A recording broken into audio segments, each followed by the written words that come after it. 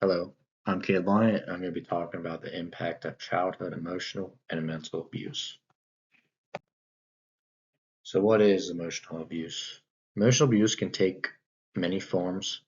One form of emotional abuse is name calling or swearing at a child.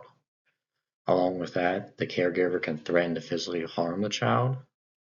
Emotional abuse can also involve terrorizing a child.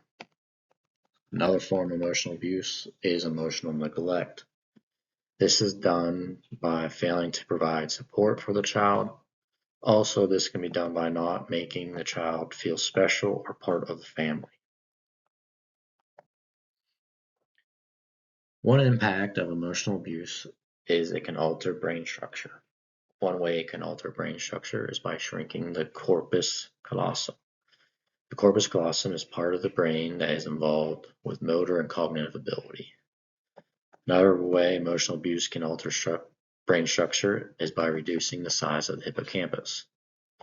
The shrinking of the hippocampus can cause issues with memory and learning ability. Along with that, emotional abuse can impact one behaviorally and socially.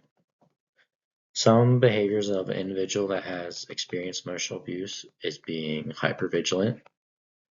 On top of that, emotional abuse can cause issues with social function. Some issues include finding it hard to interact with others and a lack of the ability to understand positive feedback. Emotional abuse can have both short-term and long-term effects on an individual. Some of the short-term effects of emotional abuse are isolation and low self-esteem. Other short-term effects include self-doubt and a fear of being around others. The long-term effects of emotional abuse are chronic stress and attachment issues. Along with that, an individual might experience physical health conditions like body aches and heart problems.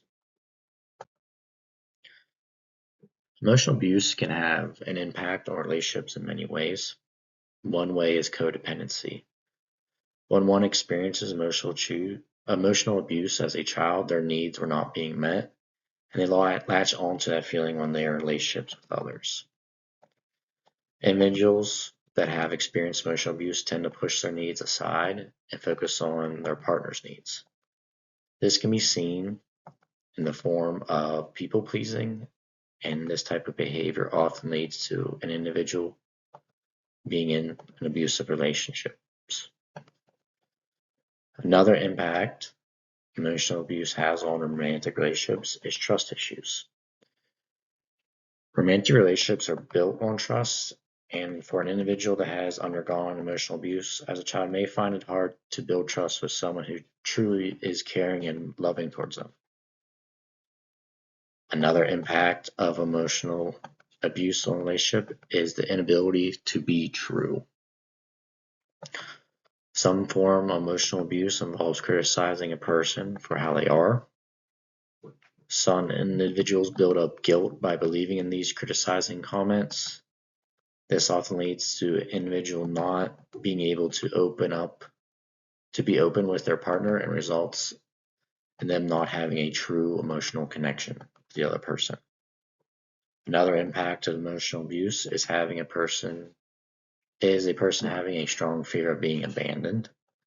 This often leads in an individual being very clingy to their partner. There are many ways for providers to foster resilience. One way is by creating a safe space. This ensures the client is comfortable and gives them the ability to be open about their thoughts and feelings. Another way of fostering resilience is by building trust. Building trust is done by the provider being reliable, considerate, consistent, and by practicing active listening. Along with that, taking a strength-based approach also fosters resilience. Taking this approach involves focusing on the client's achievements and giving them praise. This in turn makes the client feel proud and improves their self-worth. Also, by taking this approach, it helps the client realize their strengths and helps generate a sense of empowerment. Overall, that's my presentation. I hope you enjoyed it.